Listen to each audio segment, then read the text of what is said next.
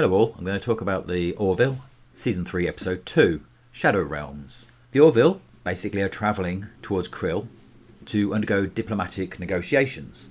And Admiral Christie is on board to kind of take part in those negotiations. And the Krill agree to allow the Orville to travel through unknown space within Krill territory.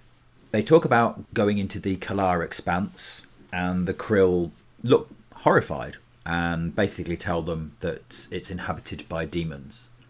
Obviously, the Krill are basically their whole civilization is based on a very fervent religion, shall we say. Mercer and the others dismiss it as just being kind of silly superstition. Apparently, Admiral Christie and Claire Finn used to be married, and it's quite clear that Admiral Christie still holds some feelings for her because he basically walked away from the relationship, whereas she really doesn't share those feelings anymore. So that's kind of an undertone, and you kind of know something that's being set up for that for later on.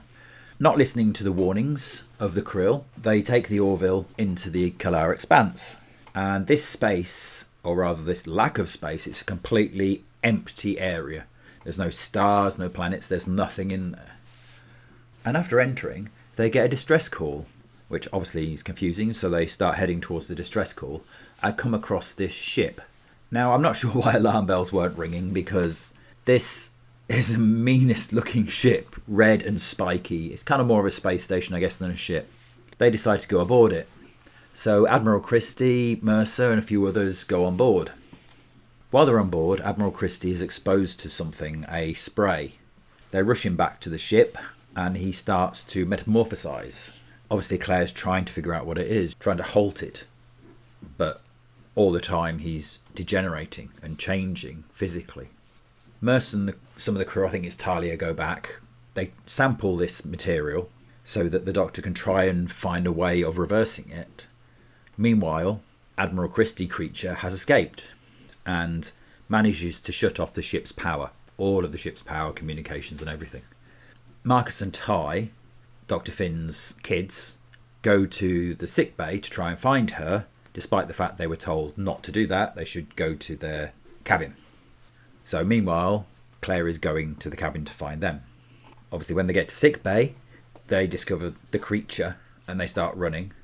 And basically, Admiral Christie is completely transformed, and he starts transforming other members of the crew by basically being sick on them. It's quite revolting.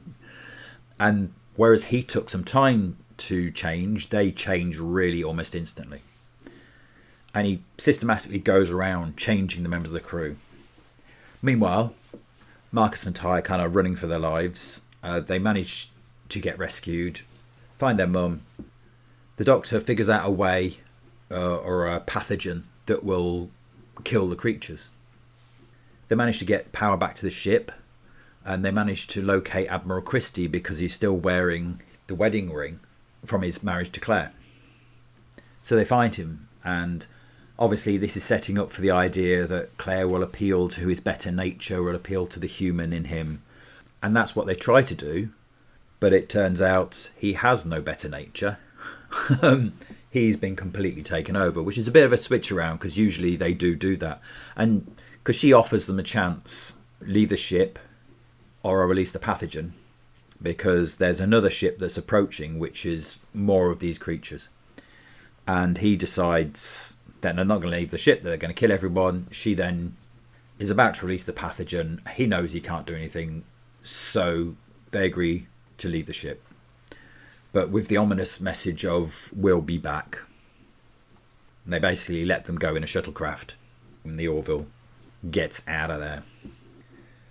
I quite enjoyed the episode. It's very much kind of a bog standard monster of the week. As I say, I like the way they subverted the expectations of appealing to the human side of the creature, but there is no human side left. Charlie Burke, I'm not sure about her character still. I like the way they introduced her as being a bit, her character wasn't that she just played along with everybody else. She wasn't nicey, the whole thing with Isaac. She's too familiar too quick with the rest of the crew, and it's a little bit jarring. You know, she's kind of already been accepted. She's one of them. She's as pally as anybody else, and that just doesn't quite really feel right. But yeah, it was a good episode. Monster of the Week episode, clearly setting something up later down the line. Verged into horror film territory at times as well. Nothing particularly deep, nothing particularly meaningful, just an enjoyable, fun episode. Okay, well, that's it. A very quick video. So I'll catch you later. Peace out. A quick reminder that my comic book, Marked, is available now through my website, as well as commissions for bespoke caricatures and prints. Thank you very much.